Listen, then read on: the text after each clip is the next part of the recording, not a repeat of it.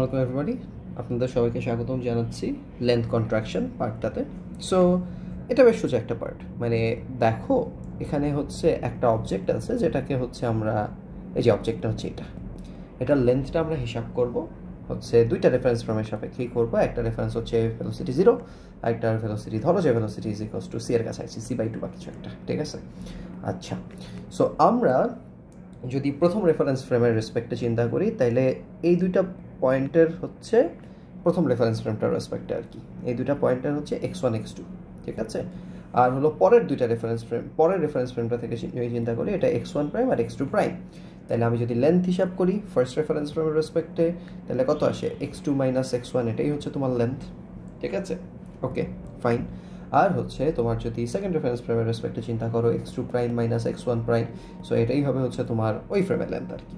So এখানে x2 আর x1 এর মধ্যে কিন্তু আমরা রিলেশন জানি, এবং রিলেশনটা হচ্ছে তুমি যদি x এটা হিসাব করতে যাও k into x prime plus v t prime, basically এটা আসে আর কি।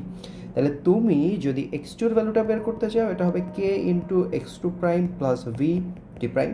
আর x1 এর ভ্যালুটা যদি বের করতে চাও, k into x1 prime plus v t prime. So দুটাকে যদি মাইনাস করে দাও, তাহলে x2 minus x1 is equals to k common যাবে, আর এই যে লাস্ট কলামটা কাটাকাটি হয়ে যাবে। সো এটা হবে হচ্ছে x2 prime minus x1 prime. তার মানে তোমার আসলে হচ্ছে length not is equals to k into l, ঠিক আছে? বাই দ্য ওয়ে, আমরা টাইমের ক্ষেত্রে যেটা পড়ছি, টাইম নট কিন্তু এই পাশে ছিল। সো সেই জন্য আমি নট দিয়ে হিসাব করতে বলবো না, আমি বলবো যে বেসিক্যালি এভাবে মনে রাখবো, আবারও বড় length is equals two K into ছোট লেন্থ, ঠিক আছে? আর ছোট লেন্থটা কোথায় দেখা যায় সেটা আমরা একটু মেনশন করে দিই।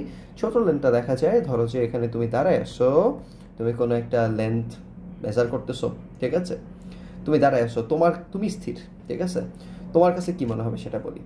আর হচ্ছে আর এখানে হচ্ছে রকেটে তোমার কোনো একটা ফ্রেন্ড রকেটে আছে, সে হচ্ছে কোনো একটা স্কেল, ধরো যে তোমার হাতে একটা 1 মিটার স্কেল আছে, তুমি মাপতেছো 1 মিটার, আর সেমটা তোমার ফ্রেন্ডের কাছে আছে, তুমি মেজার করবা হচ্ছে এটাকে 1/2 মিটার। এই যে, তার মানে টাইম যেমন হচ্ছে স্পিডে গেলে ছোট হয়ে যায়, লেন্থও হচ্ছে স্পিডে গেলে ছোট হয়ে যায়। তুমি এখানে মেজার করতেছো 1 মিটার, এখানে হচ্ছে এটা। বাট আবারও কীভাবে করতে হয়? সো লেন্থের ব্যাপারটা হচ্ছে তোমার লেন্থ নট আর লেন্থ, এখানে আসে তোমার কে আসে। সো এখানে লেন্থ নট মানে কি? লেন্থ নট মানে হচ্ছে অরিজিনাল লেন্থ, ঠিক আছে? অরিজিনাল লেন্থ, আমি কি বুঝাইতে পারছি? আর এলটা মানে কি? এলটা মানে হচ্ছে কন্ট্রাক্টেড লেন্থ আর কি, ঠিক আছে? নট মানেই হচ্ছে অরিজিনাল, বাট নটের ক্ষেত্রে এবার একটু বিষয় আছে। অরিজিনাল বলো তো কার কাছে মনে হবে অরিজিনাল লেন্থটা আমি দেখতে পাচ্ছি? তুমি তো কম্পেয়ার করতেছো, যে সেম জিনিসটা তোমার হাতে থাকলে কি হইতো, তুমি কম্পেয়ার করতেছো। আবারও তোমার হচ্ছে এখানে যে লেন্থটা ও যেটা দেখতেছে, ও কি দেখতেছে তুমি একটু চিন্তা করে দেখো। ও হিসাব করতেছে যে ওর ভেলোসিটি হচ্ছে 0, তোমার ফ্রেন্ড যেটা হিসাব করতেছে, আর তুমি হচ্ছে এইদিকে, ও এইদিকে ভি ভেলোসিটিতে না, তুমি উল্টা দিকে ভি ভেলোসিটিতে আসছো। সো তোমার ফ্রেন্ড হিসাব করবে যে 1 মিটার মানে হচ্ছে ওর নিজের হাতেরটাই আর কি, ঠিক আছে? ওর কাছে এটা মনে হবে, বাট তোমার কাছে কিন্তু মনে হবে না। সো অরিজিনাল বা প্রপার লেন্থটা যদি বলি, প্রপার লেন্থটা আসলে সবসময় বড় লেন্থটাই হয়, ঠিক আছে? আর কন্ট্রাক্টেড লেন্থ হচ্ছে যেটা তুমি পারসিভ করতেছো, যেটা তুমি চিন্তা করতেছো, সেটা হয় হচ্ছে কন্ট্রাক্টেড লেন্থটা। সো হচ্ছে ছোট লেন্থটা হবে। সো বেসিক্যালি এই ফর্মুলাটা আমরা ইউজ করব। আমি এল আর এল নট দিয়ে হিসাব বলতে সুবিধা মনে করি না, আমি বলি যে সবসময় এটা দিয়ে হিসাব করো, ঠিক আছে? এখানে কি দিবেন বলেন তো? বড়টা দিবেন, আর কে এর সাথে যেটা আছে সেটা কি দিবেন বলেন তো? ছোটটা দিবেন। সো আর ছোটটা কোথায় দেখা যাবে? ছোটটা হচ্ছে আমি যদি স্থিরভাবে দাঁড়ায় থাকি, তাহলে আমি স্পেস শিপেই ছোটটা দেখব, স্পেস শিপেই হচ্ছে আমি ছোটটা দেখব। আর হচ্ছে আমি আমার ঘড়িতে নিজের কাছে যেটা, সেখানে বড়টা দেখব। তাইলে দেখো, এইভাবে চিন্তা করলে কিন্তু ওই যে টাইমের যেটা T2 T1 এটা কিন্তু সেম হয়ে যায়, কারণ হচ্ছে কে এর সাথে যেটা আছে সেটা আছে হচ্ছে স্পেসশিপে, আর হচ্ছে এটা মানে অন্য যে টাইমটা আছে সেটা হচ্ছে নিজের ঘড়িতে। সো এইভাবে মনে রাখাটা ভালো। ছোটগুলো হচ্ছে নর্মালি স্পেসশিপে থাকে, অ্যাপার্ট ফ্রম মাসের ক্ষেত্রে আমরা উল্টাটা দেখবো। সো এই পর্যন্ত আমাদের গেল। আর হচ্ছে এভাবে আমরা একটা ম্যাথ করে দেখতে পারি। ধরো যে তোমার ফ্রেন্ড ভেলোসিটি হচ্ছে c/2 তে আছে, ঠিক আছে? তাহলে হচ্ছে তোমার কাছে 1 মিটার যদি মানে 1 মিটার কোনো কিছু নিয়ে যদি ও রওনা দেয়, তাহলে ওইটার লেন্থ পরে কত স্পেসশিপে গিয়ে কতটুকু দেখতে পাবো। আমি যদি বলতে পারি যে অরিজিনালি না, ও যখন স্থির অবস্থায় ছিল বা ও যেটা দেখতেছে সেই লেন্থটা হচ্ছে L1 is equals to K into L2। তো বড়টা হচ্ছে দিব লেফট হ্যান্ড সাইডে, আর ছোটোটা দিব হচ্ছে এখানে, আমি জানি না ছোটোটা কত।